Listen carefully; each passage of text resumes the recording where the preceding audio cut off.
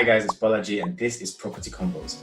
On this episode, I'm going to be talking with Robert Bertrand about how he's able to use his skills and experience in film production and photography to help in his property investment business. So it's all about transferable skills. Stay tuned. Hope you enjoy. Back of the truck. I mean, this is agege bread, by the way. If you don't know what agege bread is, your life is missing out basically. It's Nigerian bread. And when is it sweet bread? It's like sweet bread. So you know hard dough bread, right? Yeah. It's like hard dough bread 2.0. Oh wow.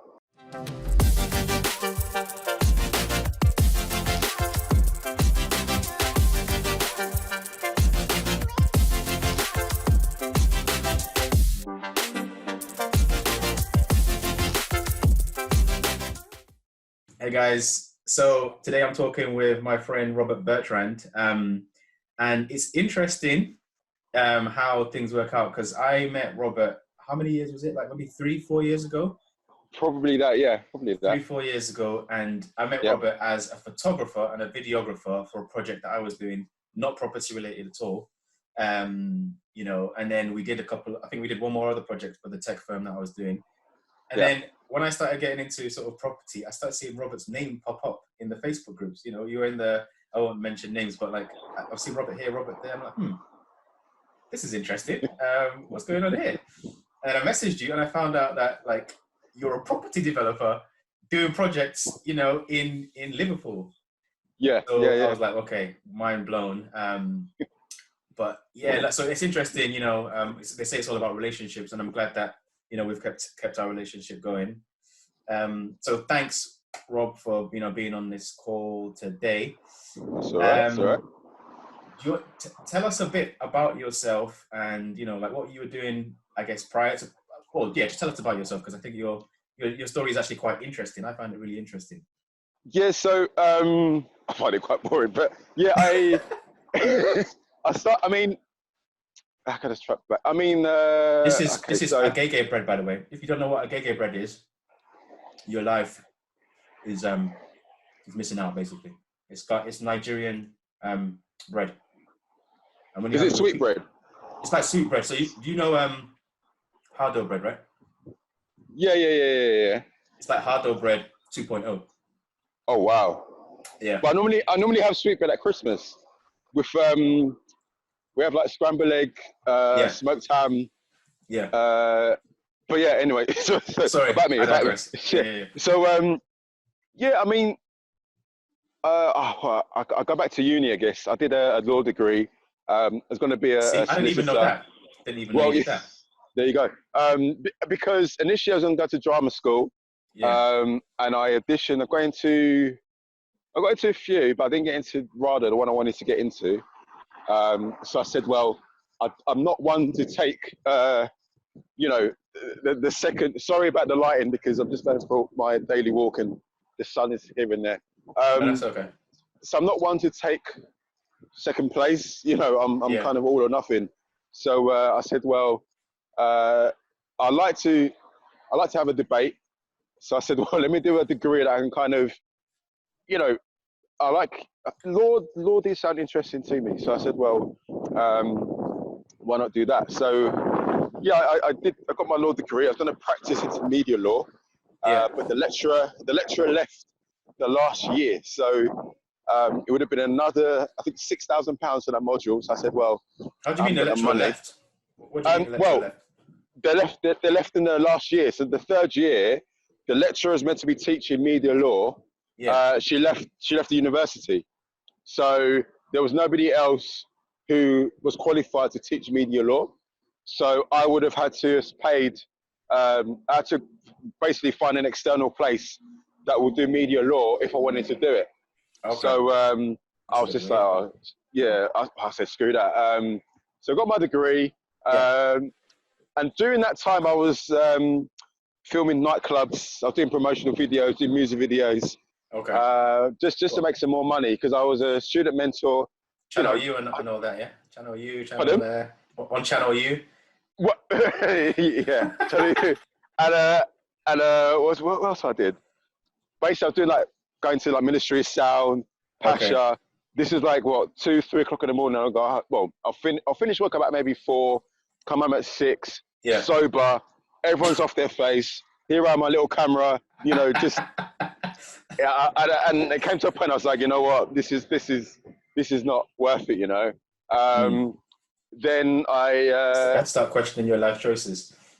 Yeah, and it's like, you know, so, you know, and the thing is, it's like, when you're constantly moaning to someone about it, yeah, you know, my mum was just like, well, just change what you're doing.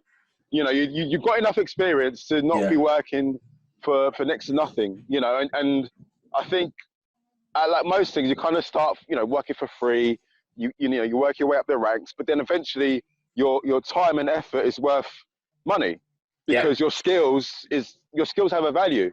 Yeah. And I think sometimes as a creative, I don't know, it's just that impression of, oh, it's just a video. It's just, you know, you press a button and that's it.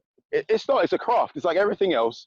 You practice, you buy your equipment, your time and your equipment is money, you know? So I know exactly the thing, because I've been into creative services before, and, you know, I've done like graphics and promos and media and all that kind of stuff. And people kind of just see it as, oh, well, you know, it's just, you know, bish bash bosh. What's the, like, why are you charging so much? People don't actually, you have to be proactive in showing the value of what you're doing. Otherwise, but I think, you know, you can't blame them because it's a lack of awareness as well. It's like anything, you know, if I'm alien to, I don't know, an accountant, you know, and then they'll be like, oh, I charge £1,000 or something. I'm like, why are you charging £1,000 just to put some numbers in Excel? But then you have to understand, like, but do you know what I mean? And it's just like, it's understanding Excel. Yeah, but it's like understanding the process, and I think it's just it's a two-way thing. You have to educate your audience or your target market, and kind of justify and just explaining why you charge a certain amount, because like everything, you know, everything's got a value to it. You know, your time, your skills, your expertise has got a value to it. So yeah, fast forward. So I did nightclub videos, and I ended up doing corporate videos. At what point did we cross paths? Pardon? At what point did you cross paths with me?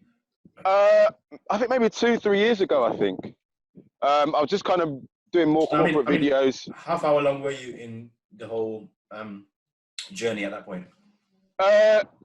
In terms of property, or just both? Just both, yeah. Like the way that you're doing this timeline. Well, I think in the background, I've always been doing property because my dad came here in the 60s, 70s. You know, from St. Lucia. He was on a boat. It took him about a month to come here. And he had nothing, you know. He had $20 and his suit. That's all he had. $20 and his suit and his bag of clothes, and that was it. And then he worked at Ford's, and he was made redundant. So they gave him like a pay packet. It was redundant. And then his redundancy money, he bought a house. So basically a friend was looking for a quick sale, and the house was, he wasn't able to get a mortgage on the house, so he bought it cash. So he bought it, I think it cost £20,000 or something. This was like maybe in the 80s, 70s, 80s. What type of house was it? What was the spec? Oh, it was like a 3-bed house. Yeah. But it was proper, like, it was on the brink of falling, basically. You couldn't get a mortgage on it. It was on the brink of falling. And it was funny, like, a lot of his other friends was like, you know, they bought new cars, they went on holiday, and they were upset with my dad for buying a house. Do you know what I mean? And it already was just that mindset of, you know, you're buying a house. What is wrong? Like, it was just mind blowing how people think. You know, and the value. What is their priority? You know, because some people, it's the fast cars, or it's a bit of jewelry. And you know, for my dad was stability. You know, he wanted to have something of his own to say, you know what? Yeah, this is mine. So it was interesting already. You know, people were already kind of challenging him, you know, oh, you know, why are you getting a house? And people got jealous. People, you know, he fell out of, fell out of friendships, got broken. it's just interesting. Just because they couldn't stand to see him like what doing well, or yeah, I don't know, and it really shows people's true colours. There are people who kind of don't want you to progress, even though they're your friends. You might go out with them, you might have a good time, but I guess people don't like people changing. Because even like at, when I was at school, you go through your school friends and you get older. When you get older, you go to secondary, you go to university, and it's only some of those friends you might still speak to. But as you progress, you change as a person, and I think it's okay to change. You evolve. Yeah. Do you know what I mean? So it's interesting, but from that, basically my dad's theory has just been getting our mortgageable houses, you do them up and get a mortgage on them. So that's why I've been working with him. Could you just say that again? So that was unmortgageable houses. Yeah. So he buys it. So so you look at a house, the one you got. If you can't get a mortgage on it, it might be structurally unsafe or something, and you find solutions to the problems, because nine times out of 10, most people will avoid those problem properties because who wants to deal with that? Who wants to deal with a falling house? If it's on the brink of falling, why do they want to touch it? But my dad, he spoke to a few people. He just surrounded himself with people who know what they're doing. And then from that, it's just a matter of, if the problem is going to cost less than, the solution to the problem is not going to cost much. It's just knowing how to do it. That's the expensive thing. And then, that's what he's been doing mainly. So the sun has just dipped. I'm trying to get some light on my face. Okay, while you're doing that, I'm gonna I forgot. I need to put my my virtual car background. Okay. Because obviously this is carpool conversations apparently. So there you go. Cool. So that's been his kind of thing really, getting our mortgageable houses. And doing them up, get a mortgage on them. So. And you've been doing that for 10 years? Or how long has that been going on? Well, I say 10 years. Most of my life, right. I've been doing it with my dad, but because I'm 32, gosh, I'm 32 now. So, as I was a teenager, just working with him, and it's just, I think it's very important having a mentor, having a role model on a daily basis. Because I was having a discussion, the light's gone. I was having a discussion about like people asking about paying. Just a silhouette right now. Yeah, where's the? Hang on. Yeah, here we go. That's I was having a discussion about people paying for mentoring, and then I think it's good to have people in your network, but I'd personally question people who pay for their mentoring. So that's interesting. Let's kind of develop that a little bit, because I have varying views on that. I think it's great to be educated, but what you're saying that you prefer to find mentors just around you, like in your circle, or like what's your view on that? Yeah, I think you should find people that you can get along with as well. It doesn't have to be because if I'm paying you for a service, it's just a service. I don't know you. I don't know what makes you tick. I like to know the person. And I don't feel, if I'm paying you for a service, sometimes I feel a bit, walking on eggshells. I feel a bit uncertain, I have to arrange a time with you when it's convenient for you. I feel like the power is with you because I paid you for the service. It's just my experience, really, I think. Have you thought of it? Because I totally get what you're saying, and I think it makes sense. But like, there's another angle to it. Because my view is, so for example, when you go to university, you're paying fees, right? Yeah. And you're paying money for some knowledge that you want to take on in life and use, but it's up to you to still turn up to the classes. The power's actually with you. You know what I mean? So how do you see mentorship as any different? I'm just curious. Well, yeah.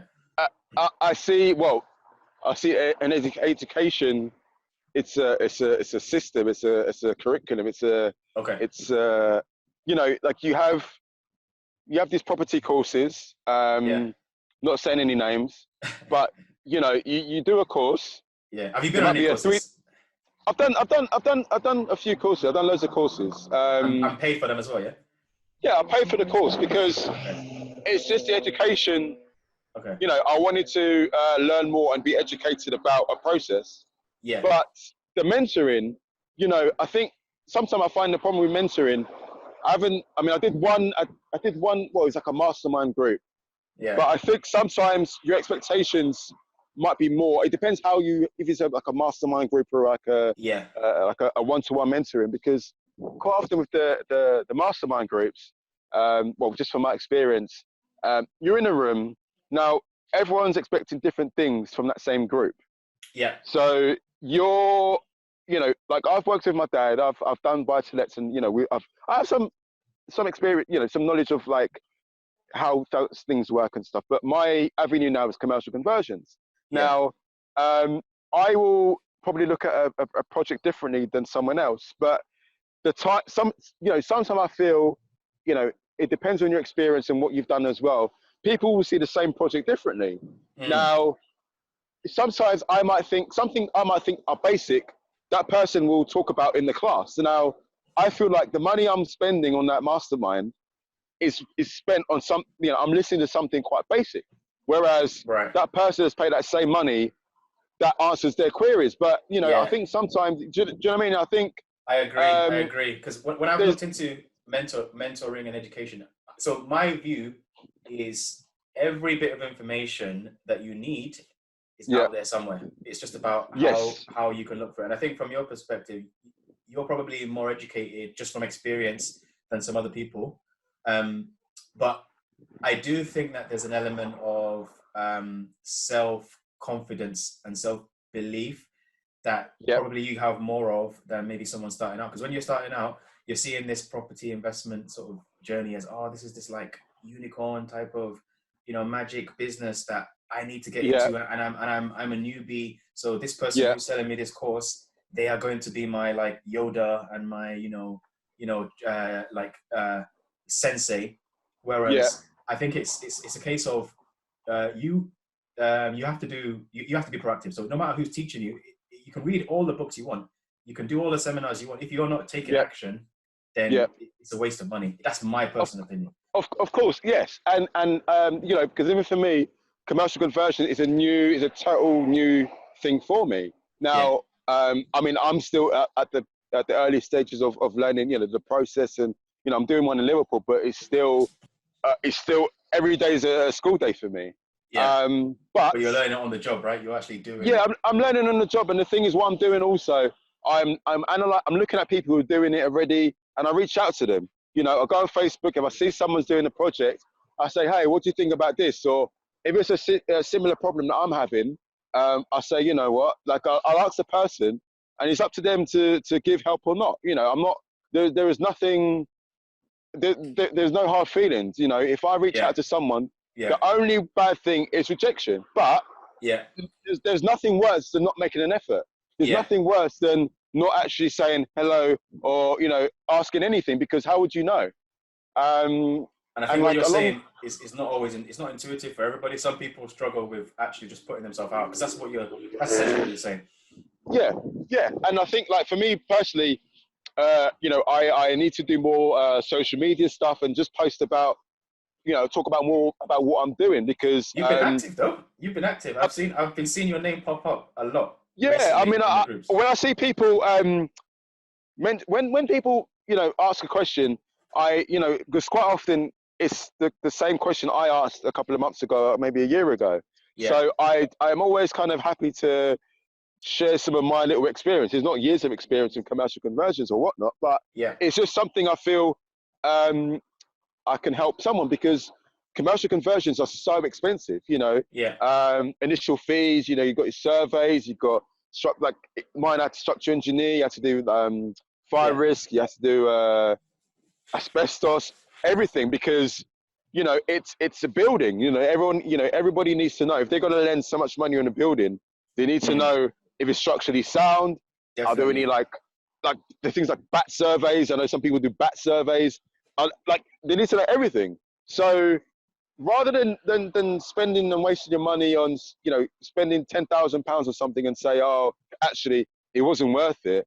You know, there are so many ways of, you know, it's just learning from experience and people who've done it already of doing those checks before you even make that phone call, even go on site and see it.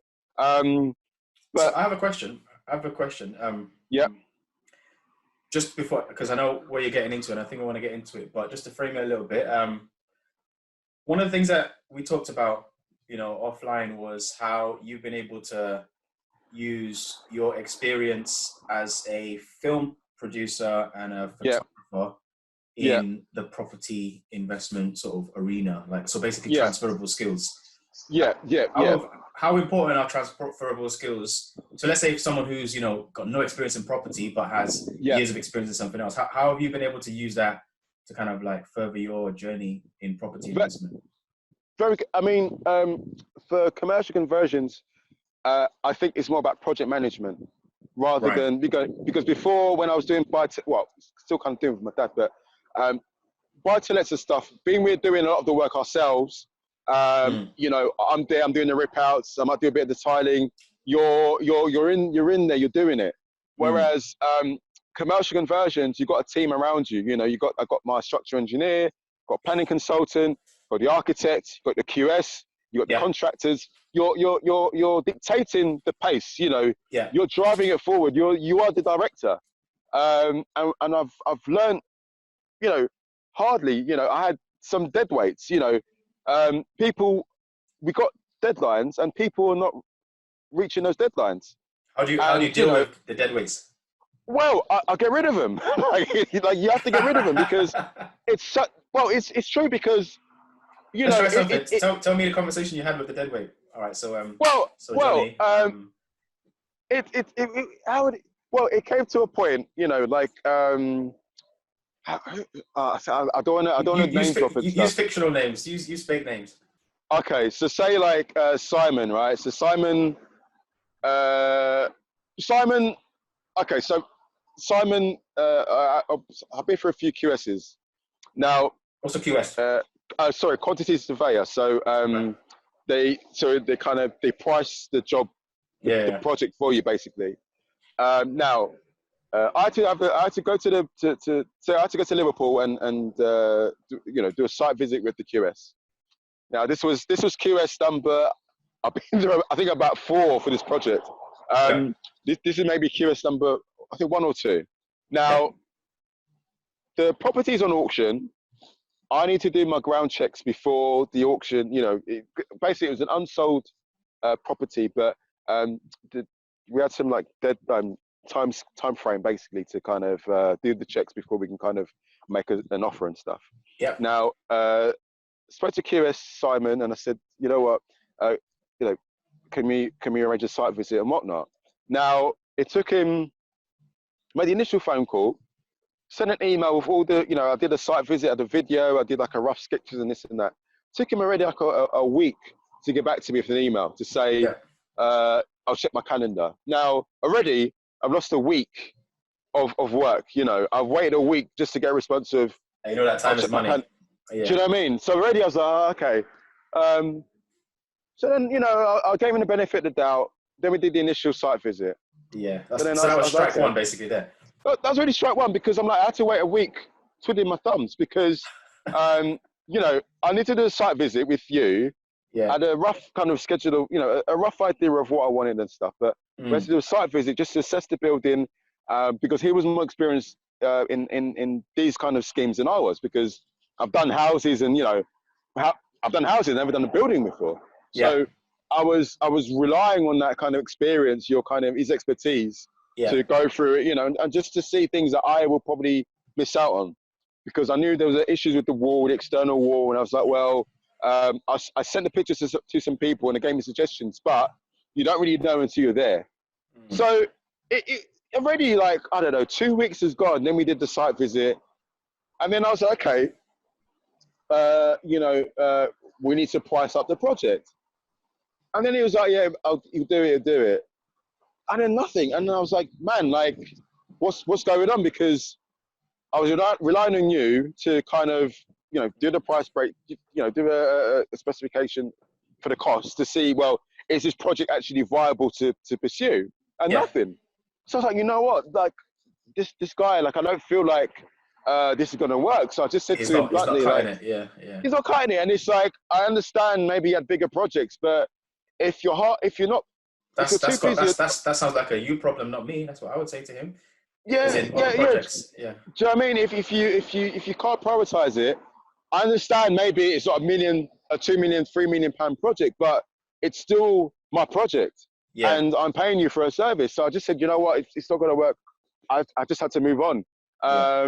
So say maybe 3 QSs later, it's just, as I mentioned about earlier, it's about first impressions. You only get one first impression, and it's how ready are you? How professional are you?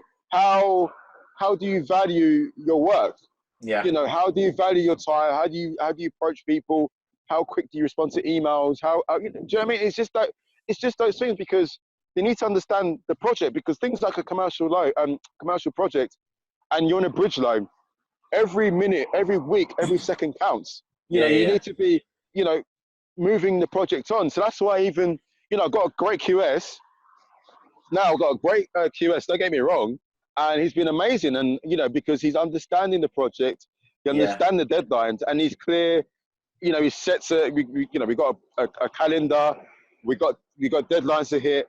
And he chases me up on things as well, which is good, because that's good. He's proactive then, basically. He's proactive, he's proactive. Yeah. He's not cheap, but I guess you get what you pay for, is what they say. You get what you pay for. So. Do you know what I mean? But I mean, he's great as well. But even me, sometimes I'm just like, you know what? We just have to just get on with it.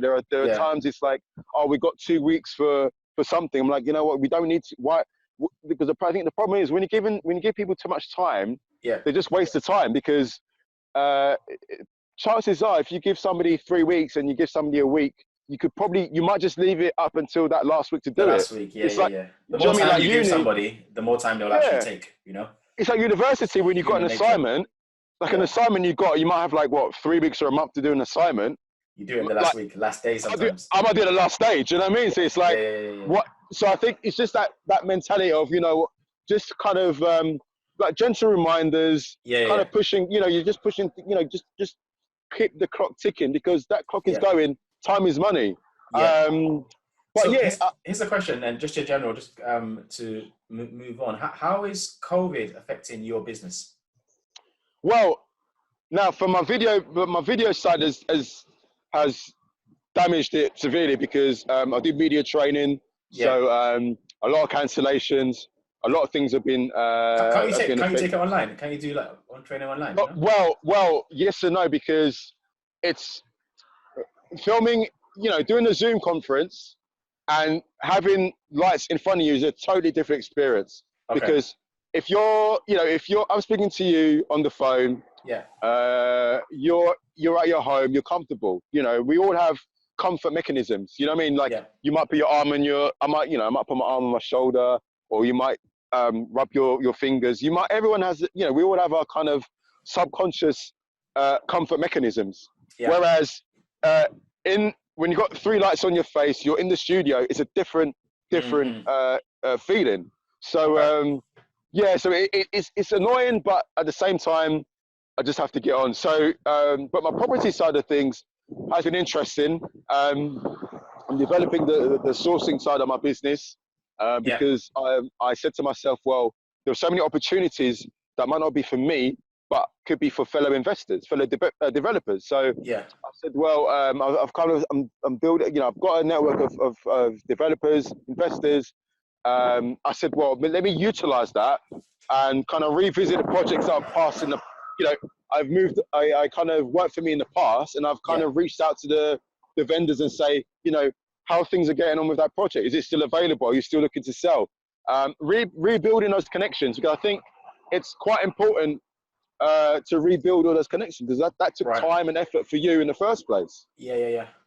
So yeah, that's been a good learning curve for me as well. Kind of, yeah, rebuilding those relationships, speaking to those vendors, because even though they might not have something, they might know somebody else who might have something to sell.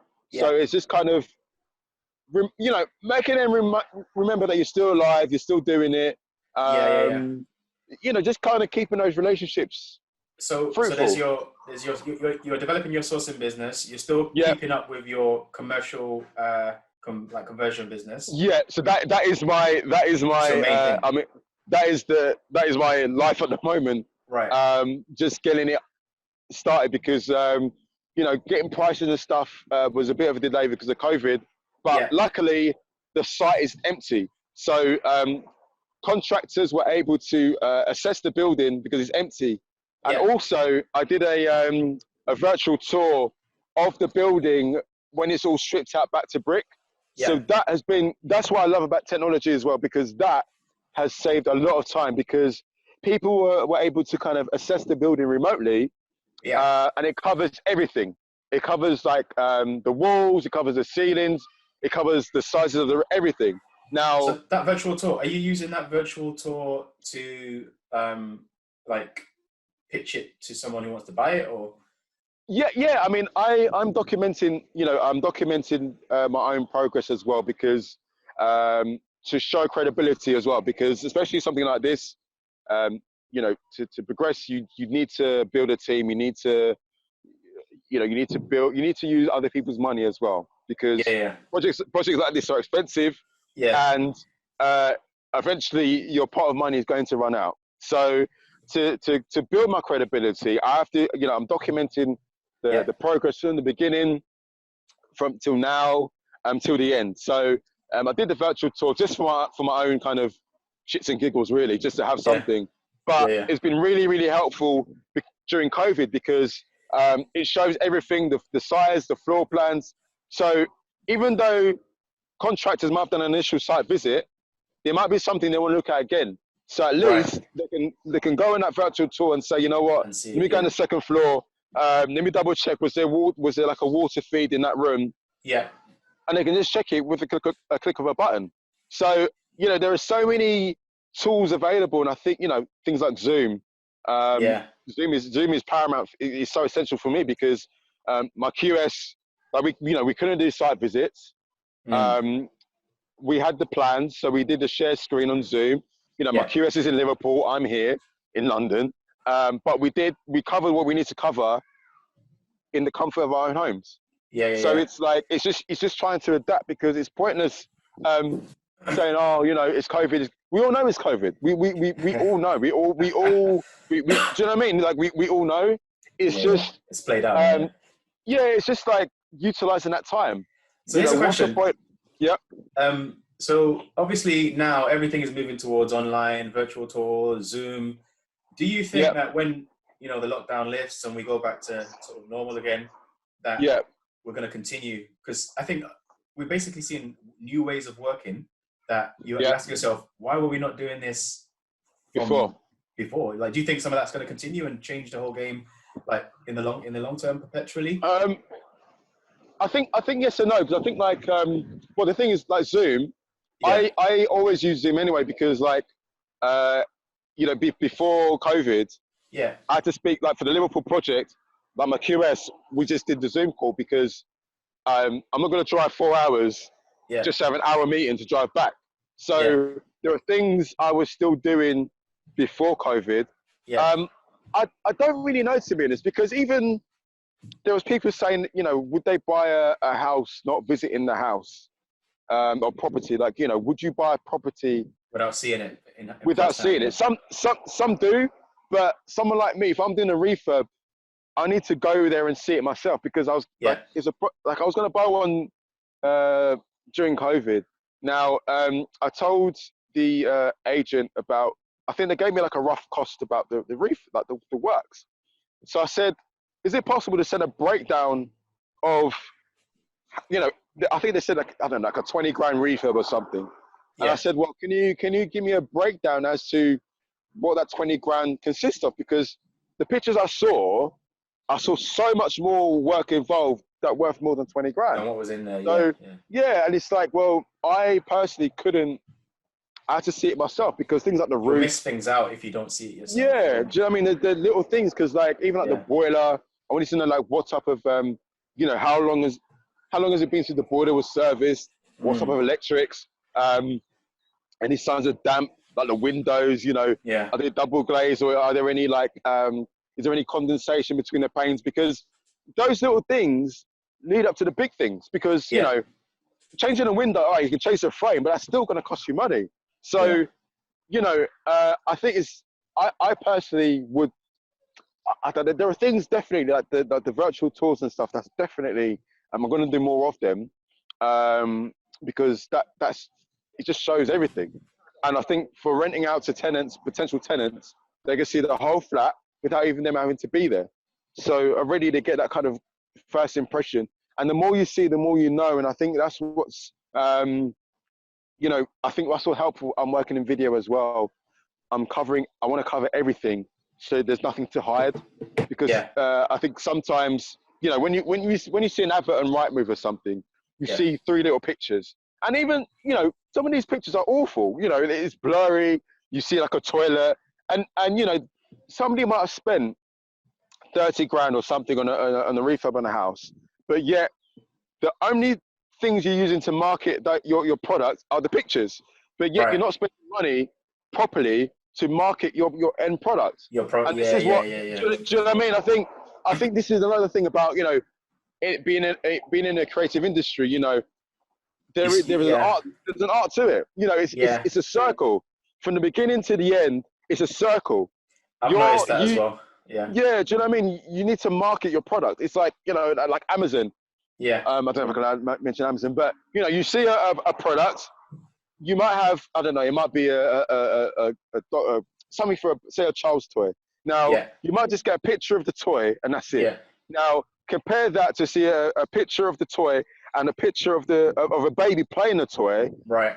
Already you get that emotional connection, because you're like, oh, you know what? That baby could be my baby because they're enjoying the toy. Yeah. So it's just that kind of, it's that mindset of, you know, you're creating that kind of. I think it's basic marketing, to be honest with you. I think it's a lot of people that get into property investing by looking at the courses and stuff like that. You're a bit too, people are a bit too binary. You know, okay, I have a product, put it in front of this person, but it's actually the whole marketing process. There's an art to it, there's a science to it, but you have to take your prospect on a journey. And I'm kind of like segueing a little bit to, you mentioned before about, you know, you want to try and get some private finance, you know, for your and I know that, you know, we've both been looking at ways of using similar methodologies, like, you know, the whole marketing thing to get investors, right? You know, so like, do you want to maybe talk me through a little bit about what you've been doing recently in terms of getting social media, you know, investors, or getting investors from marketing on social media? Yeah. So, I mean, I haven't been too heavily on, well, I put my hand up. I haven't been, pimping myself out. Pimping yourself. Talking. I haven't been bigging up myself as much as I should have, really. Yeah, because you've got a lot to say. I mean, from this conversation, I can see there's loads more that you could be saying online about what you're doing. Yeah, and it's just like, but you know what? Like, I'm making excuses because, you know, you know, I've got a little boy, and I've just been on the Liverpool that conversion, you know. But when you see people, you know, I love to help, and I think it's just my demeanor. I don't know. I just like to help people. I like people doing well, and I think that I think, you know, success.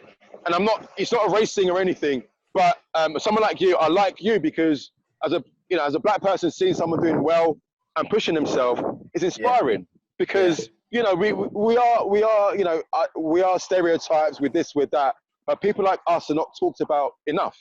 So I think it's very important. I think it's a big deal. I think it's very, very, very important, you know. And to be honest with you, that's kind of why I do it. Like, I'm not making money is a kind of easy goal to have, but I think when you have a purpose of, like you say, community, you know, leaving a legacy, but also letting people who look like you, who are maybe younger than you, aspire to be able to do something that they see you doing it and they can do it, you know. So that's something that I hold quite dearly to kind of my heart as well. Yeah, it's just I think, and I think it's again, it's the mentoring thing. I think it's for me. I need to like Les Brown. I listen to a lot of Les Brown talks, Yeah. motivational talks and stuff, Right. and I listen to a lot of other motivational speakers. But I like Les Brown because I relate to Les Brown. I Yeah. understand his struggles. His Yeah. struggles are very similar to my dad's To yours. struggles, and Yeah. Yeah. Yeah. do Yeah. you know what I mean? And I think you need to get that. That's what I like about, I think mentors are quite important on a personal level as well, because Yeah. they need to get you. The Yeah. money, the money is irrelevant. It's, do you Exactly. understand me? Do you know what I mean? Do you understand my needs? Yeah. And it's all about the circle. Yeah. It's not just about, okay, I've got a project. It's about your lifestyle. Like for me, I love running. Like I'm seeing me running I'm wearing my track, like, my running thing. Yeah. Like running for me is important. I love running because I need to clear my mind. I'm up in the morning. My little boy gets up about maybe 5, 6. So between that time, I do a bit of writing. So I'm writing my script still. I do that, and then I go for a run. My partner's up, so she looks after him. I go for a run. Then I go home, do a bit of work. I think it's just getting that routine. But I think it's very important to have people like you around you on a regular basis, like Agreed. an accountability. Do you know what I mean? Like an accountability group. Because if somebody tells me something, like if somebody tells me something and they haven't done it, I'll be like, well, why haven't you done it? And I hope I expect the same from them to me. Because it's like, well, you promised me you'd do it and you haven't. And I get, it's funny. I get offended when people when they don't deliver. Do you know what I mean? I get offended. It might not be because you take it personally. yeah. Because like my girlfriend's gonna kill me, but basically like she was on about exercising, right? She was on about exercising, and then during this time we had Joe Wicks and everything, rah. Now basically no excuse, right? No excuse, and like I go running every day. Yeah, I go every day. Now I know she hates running, so I said to her, you can go for a walk or just find something that you would enjoy, because if you make exercise a chore, you're not going to enjoy it. Do you know what I mean? I think it has to be an activity or something you enjoy, so you don't think about, oh, I'm exercising. No, I'm doing something that I enjoy, and I'm feeling good. I'm enjoying it. So she had this little map. She's gonna kill me. I know she sees this, but she did this little like planner, and it's like she had this like exercise workout regime, this and that. Now, after a week, I was like, what happened after a week? Because normally where it was when I went running, she would do like a little work. She had a little app on her phone. You're a brave guy. Let me just say that you're brave, mate. Please don't put this in your video. But yeah, like she had this little app, and she was doing like a little workout. When I got home, she was there. I was like, oh, okay, how's your workout? She's like, yeah, it's cool. But then, after a few days, I was like, well, why are you not doing it? And she's just like, well, and already I was so annoyed, because I was like, you were on like every day you were like, you're patriotic, like declaring, yes, I'm going to do it, and then you didn't.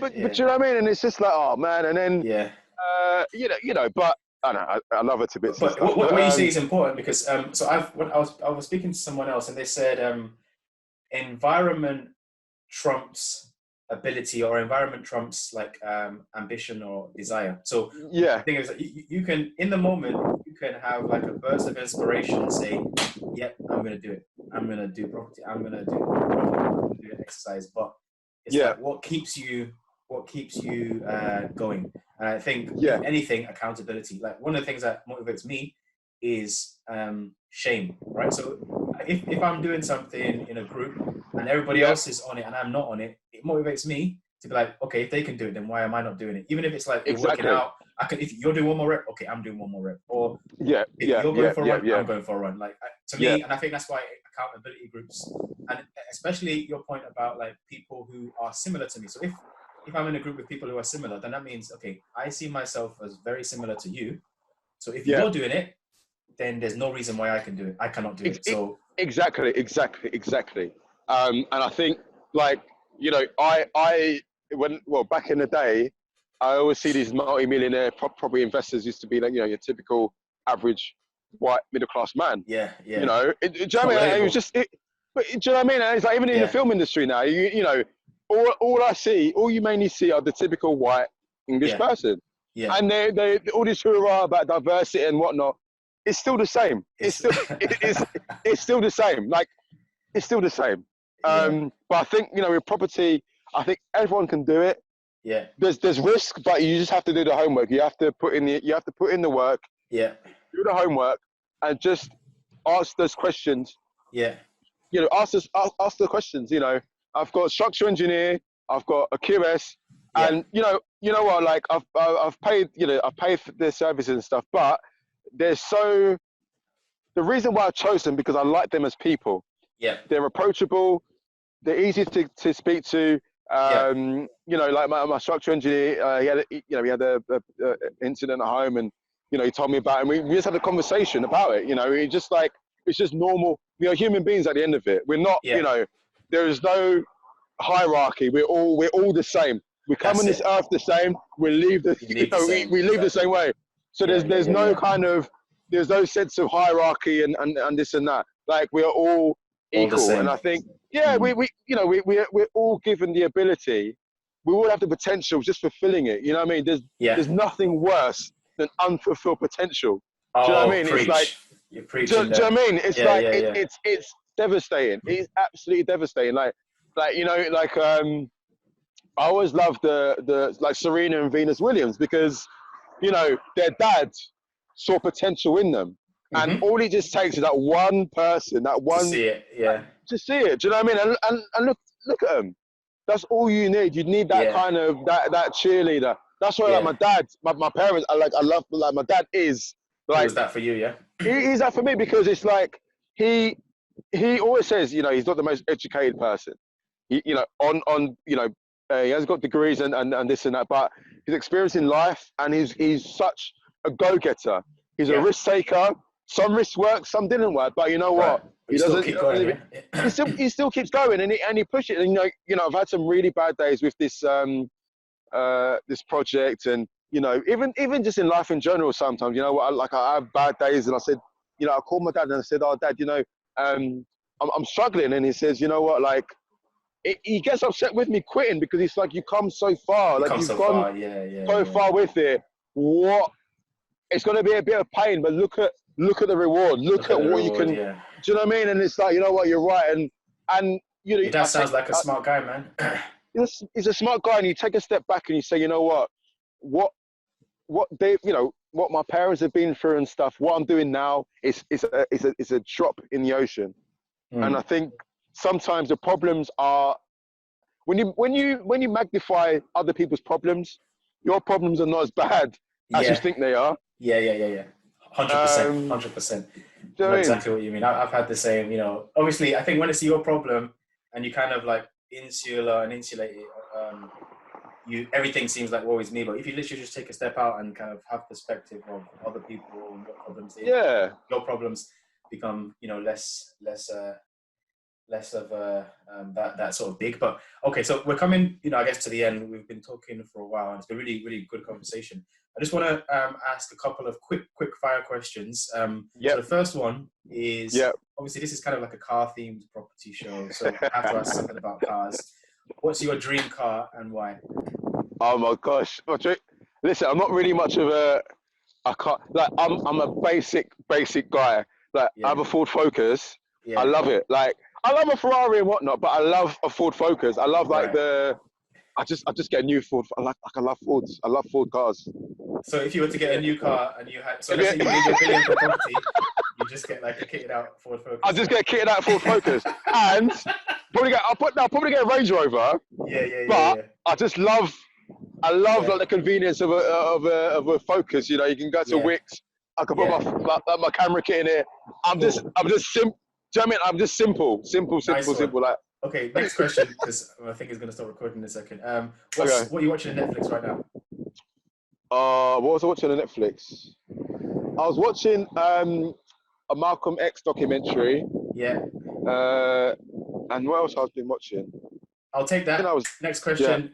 What are you listening to in Spotify, or what's on your music playlist? Run the Jewels. I love Run the Jewels. On the Jules. Okay, that's Yeah, cool. I listen. Last I listen. question, because I Yeah. literally have to go.